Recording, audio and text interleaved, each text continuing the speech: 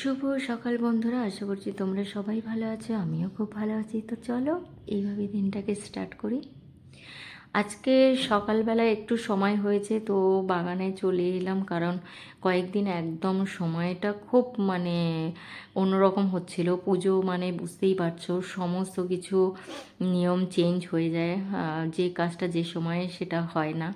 তো পুজো কটা দিন এইভাবে আমাদের কেটেছে। তো তারপরেও দুদিন জল পড়েনি, এই কাজ ও কাজ।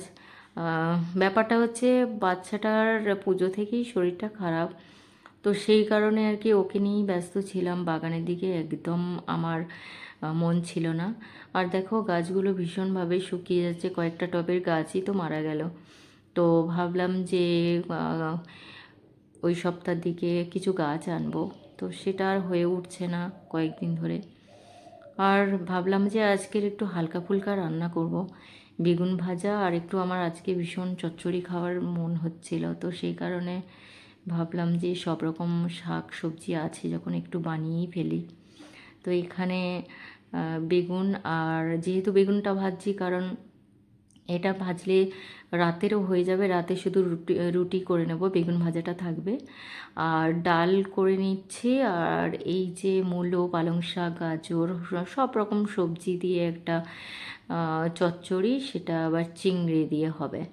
আর এই যে মাছ মোলা, এটা দুদিন ফ্রিজে ছিল, তো সেই কারণে তরকারি বানাবো না, এটা হচ্ছে মাছ মোলা করে নেব। একটু পেঁয়াজ, কাঁচা লঙ্কা, কাঁচা তেলে দিয়ে খাবো, খুব টেস্ট হয়। তারপরে আমি টিফিন তো করেই নিলাম, একটু কলা, ডিম সেদ্ধ, তরকারি মুড়ি। আর এই যে রান্না চাপিয়ে দিয়েছি, একটু পেঁপে সেদ্ধ, আর আর একটা বাটিতে ডাল সেদ্ধ করে নিয়েছি। এটা তোমরা অনেকেই করে থাকো এই পদ্ধতিটা।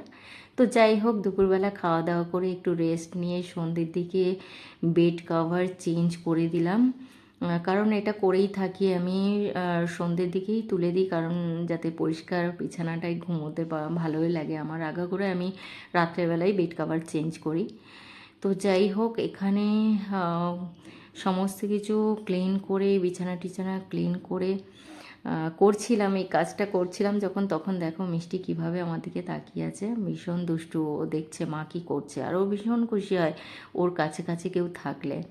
তো যাই হোক, রাতে ভাবলাম যে ও যখন পড়ছে ওকে কিছু বলবো না। ফুচকা এনেছিলাম, ফুচকাটা ওকে দিইনি।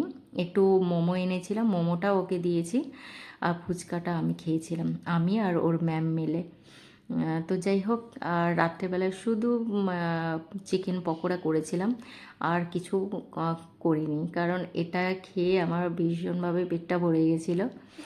তো চলো আজকের মতো গুড নাইট।